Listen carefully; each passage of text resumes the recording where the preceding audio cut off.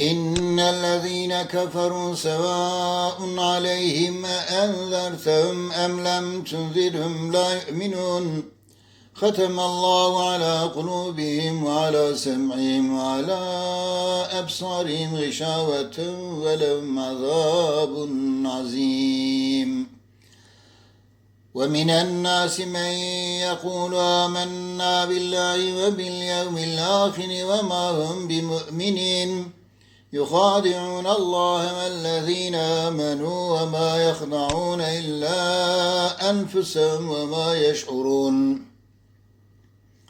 في قلوبهم مرض فزادهم الله مرضا ولهم عذاب أليم بما كانوا يكذبون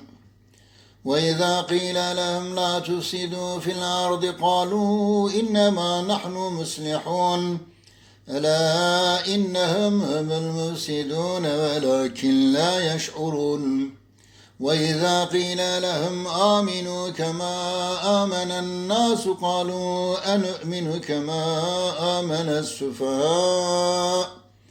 ألا إنهم هم السفهاء ولكن لا يعلمون وإذا لقوا الذين آمنوا قالوا آمنا وإذا خلوا إلى شياطينهم قالوا إنا معكم إنما نحن مستهزئون الله يستهزئ بهم ويمدهم في طغيانهم يعمهون